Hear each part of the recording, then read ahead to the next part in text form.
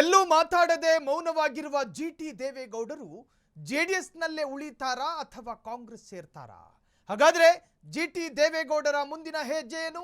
ಇದಕ್ಕೆ ಸಂಬಂಧಪಟ್ಟ ಅತಿ ದೊಡ್ಡ ಸುದ್ದಿ ಇದು.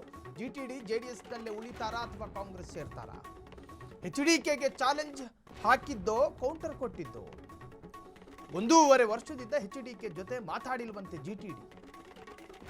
ಮೈಸೂರಿನಲ್ಲಿ ಮೌನ ಮುರಿದು ಮಾತನಾಡಿದ ಜೆಡಿಎಸ್ ಶಾಸಕ, ಅಭಿವೃದ್ಧಿ ಬಿಟ್ರೆ ಬೇರೆ ರಾಜಕಾರಣ ನನಗೆ ಗೊತ್ತಿಲ್ಲ. ನನ್ನ ಬೆಂಬಲದಿಂದಲೇ ಎಚ್ಡಿಕೆ 2 ಬಾರಿ ಸಿಎಂ ಆದ್ರು. ಹಳೆ ಮೈಸೂರು ಭಾಗದಲ್ಲಿ ಹಿಂಗೆ ಹೇಳ್ಗಿದ್ದೀರಾ. ಆಮೇಲೆ ಮೈಸೂರಿನಲ್ಲಿ ಜೆಡಿಎಸ್ ಶಾಸಕ ಜಿಟಿ ದೇವೇಗೌಡ ಸ್ಟೇಟ್ಮೆಂಟು. ಜಿಟಿ ದೇವೇಗೌಡರು ಹೇಳ್ತಾರೆ, 1.5 ವರ್ಷ ಆಯ್ತು ಕುಮಾರಸ್ವಾಮಿ ನನ್ನ ಜೊತೆ ಮಾತಾಡಿಲ್ಲ. ಜಿಟಿ ದೇವೇಗೌಡರು ಹೇಳಿರುವಂತಹದ್ದನ್ನು ಮೊದಲು ಕೇಳಿಸ್ಕೊಳ್ಳಿ. ಈಗ ನಾನು ಕೊಡ್ತೇನೆ, ಪ್ರಪೋಸಲ್ ತಗೊಂಬ ಅಂತ ಹೇಳಿದರು. ಉಪಚುನಾವಣೆ ಆದಮೇಲೆ ಮಾಡೋಣ ಅಂತ ಹೇಳಿದರು. ಅವ್ರ ಮುಖ್ಯಮಂತ್ರಿ ಇಳಿದಂಥ ಸಂದರ್ಭದಲ್ಲೂ ಕೂಡ ನಾನು ಹೋಗಿ ಅವ್ರಿಗೆ ಮನವಿ ಮಾಡಿದ್ದೀನಿ, ಮಾಡಿಸೋಣ ಅಂತಲೂ ಕೂಡ ಹೇಳಿದ್ದಾರೆ. ಇನ್ನೂ ಡಿ ಕೆ ಶಿವಕುಮಾರ್ ಮುಖ್ಯಮಂತ್ರಿಯವ್ರಿಗೆ ಇನ್ನೂ ಕೂಡ ನನ್ನ ಮನವಿಯನ್ನು ಕೊಟ್ಟಿಲ್ಲ.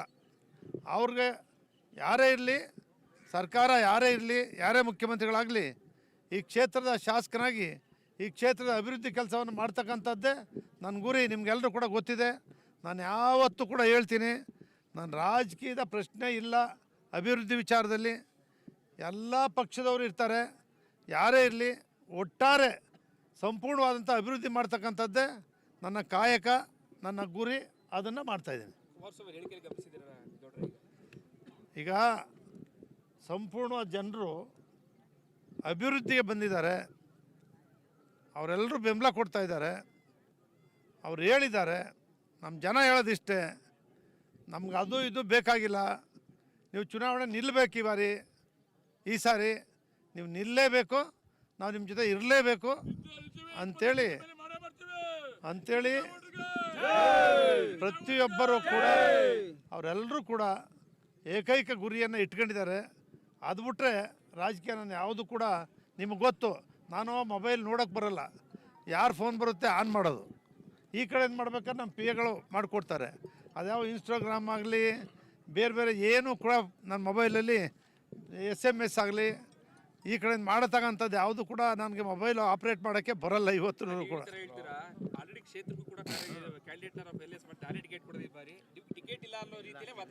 ನಾನು ನಿಮ್ಗೆ ಹೇಳ್ತಕ್ಕಂಥದ್ದು ಇಷ್ಟೇ.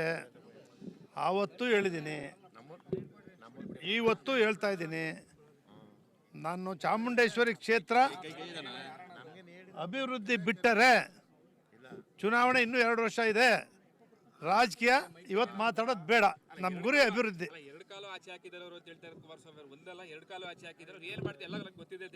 ಈಗ ನೋಡಪ್ಪ, ಅವ್ರಿಗೆ ಅನುಭವ ಇದೆ, 2 ಬಾರಿ ಮುಖ್ಯಮಂತ್ರಿಗಳಾಗಿದ್ದಾರೆ. ಅವ್ರಿಗೆಲ್ಲ ರೀತಿಯ ಅನುಭವ ಏನಿದೆ ಅದನ್ನು ಮಾತಾಡಿರ್ತಾರೆ. ಅದನ್ನು ನಾನು ನೋಡಿಲ್ಲ, ನಾನು ನೋಡೇ ಇಲ್ಲ, ಕಾಂಟ್ಯಾಕ್ಟು ಮಾಡಿಲ್ಲ. ಅವರೇ ಹೇಳಿದ್ರಲ್ಲಪ್ಪ, 1.5 ವರ್ಷದಿಂದ ನಾನು ಅವ್ರನ್ನ ಬಿಟ್ಟಾಕಿದ್ದೀನಿ ಅಂತ ಹೇಳಿಲ್ವೇ? 1.5 ವರ್ಷದಿಂದ ಅವ್ರ ಜೊತೆ ನಾನು ಮಾತಾಡಿಲ್ಲ ಅಂತೇಳಿ ನಿಮ್ಗೆ ಹೇಳೋರು, ನಿಮ್ಮ ಮುಂದೆ ಹೇಳೋತ್ತಿಗೆ ನಮ್ಗೆ ಕೇಳ್ತಿರಲ್ಲ. ಅಲ್ಲ, ನನ್ನ ನಡೆ ನಮ್ಮ ಜನ ಏನು ಹೇಳ್ತಾರೆ ಅದು ಎಲ್ಲ ಏನಂತಾರೆ. ಸಿದ್ದರಾಮಯ್ಯನವ್ರಿಗೆ ಚಾಮುಂಡಿ ಬೆಟ್ಟದ ಮೇಲೆ ಸಿದ್ದರಾಮಯ್ಯನ ಯಾಕೆ ರಾಜೀನಾಮೆ ಕೊಡ್ಬೇಕು ಸಿದ್ದರಾಮಯ್ಯನವರು ಅಂತೇಳಿ ಚಾಮುಂಡಿ ಬೆಟ್ಟದಲ್ಲಿ ಮಾತಾಡಿದ್ರು. ಆವತ್ತು ಎಲ್ಲ ಕಾಂಗ್ರೆಸ್ ಪರ ಹೊಟ್ಟೋದ್ರು ಅಂದರು. ಹೋಗಿದ್ದೀನಾ? ಇವತ್ತು ಡಿ ಕೆ ಶಿವಕುಮಾರ್ ಅವರೇ, ನಾವು ಹೋಗಿದ್ದೀನ ಮುಖ್ಯಮಂತ್ರಿಯಾಗಿ 1 ದಿವಸ ಕೂಡ ಒಂದು ಮೀಟಿಂಗಲ್ಲಿದ್ದರು. ಅವತ್ತಿದೆ ಒಂದು ಕ್ಷೇತ್ರದ ನಮ್ಮ ಅಧಿಕಾರಿ ಬಗ್ಗೆ ಒಂದು ಲೆಟ್ರ್ ಕೊಟ್ಟು ಬಂದೆ. ಎಲ್ಲ ಮೀಟಿಂಗಲ್ಲಿ ಒಂದು 200-300 ಜನ ಇದ್ದರು. ಪ್ರತ್ಯೇಕವಾಗಿ ಅವ್ರನ್ನ ಭೇಟಿ ಮಾಡೋದಾಗಲಿ, ಇವತ್ತು ಮನವಿ ಸಲ್ಲಿಸೋದಾಗಲಿ ಇನ್ನೂ ಕೂಡ ಇದುವರೆಗೂ ಕೂಡ ಮಾಡಿಲ್ಲ. ಯಾಕೆಂದರೆ ಅವರೆಲ್ಲ ಬ್ಯುಸಿ ಇದ್ದಾರೆ. ಸಿದ್ದರಾಮಯ್ಯನವರು, ಡಿ ಕೆ ಶಿವಕುಮಾರ್ ಅವರು ಮಂತ್ರಿಮಂಡಲ ಮಾಡ್ತಕ್ಕಂಥದ್ದೆಲ್ಲ ಬ್ಯುಸಿ ಇದ್ದಾರೆ. ಮುಗಿದ ಮೇಲೆ ಅಭಿವೃದ್ಧಿ ಕಾರ್ಯಕ್ರಮಗಳು ಮನವಿ ಕೊಡ್ತೀನಿ.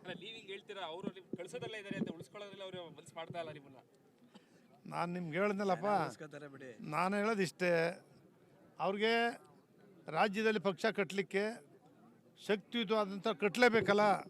ದೇವೇಗೌಡರು ಸುಮಾರು 50-60 ವರ್ಷದಿಂದ ಜಯಪ್ರಕಾಶ್ ನಾರಾಯಣ ಅವರ ನೇತೃತ್ವದ ಜನತಾದಳ ಪಕ್ಷವನ್ನು ಕಟ್ಟಬೇಕು ಅಂತೇಳಿ ಕಟ್ಟಿದ್ದಾರೆ. ಅವರು ಮುಖ್ಯಮಂತ್ರಿಯಾಗಿ ಪ್ರಧಾನಮಂತ್ರಿಯಾಗಿದ್ದಾರೆ. ಕುಮಾರಸ್ವಾಮಿಯವರು 2 ಬಾರಿ ಮುಖ್ಯಮಂತ್ರಿಯಾಗಿ ಈಗ ಕೇಂದ್ರದ ಸಚಿವರಿದ್ದಾರೆ. ನನಗೂ ಕೂಡ ಒಂದು ಸತಿ 8 ತಿಂಗಳು, ಇನ್ನೊಂದು ಸತಿ 12 ತಿಂಗಳು ನನಗೂ ಮಂತ್ರಿ ಮಾಡೋರೆ. ಆ ಪಕ್ಷ ಉಳಿದಿರೋದ್ರಿಂದ ಆ ಪಕ್ಷ ಉಳಿಸೋ ಕೆಲಸವನ್ನು ಅವ್ರು ಮಾಡ್ತಾರೆ. ನನ್ನ ಜನ ಗಟ್ಟಿ ಇದ್ದಾರೆ, ಜನತಾಳ ಪಕ್ಷವನ್ನೇ ಕಟ್ಕೊಂಡು ಬಂದಿದ್ದಾರೆ. ಕುಮಾರಸ್ವಾಮಿಯವರು ನಿಮಗೆಲ್ಲರೂ ಕೂಡ ಗೊತ್ತು. ಪ್ರಥಮವಾಗಿ ನಾನೇ ಕಲಾಮಂದಿರದಲ್ಲಿ ಮುಖ್ಯಮಂತ್ರಿ ಆಗಲೇಬೇಕು ಅಂತ ಹೇಳಿದ್ದು ಗೊತ್ತು.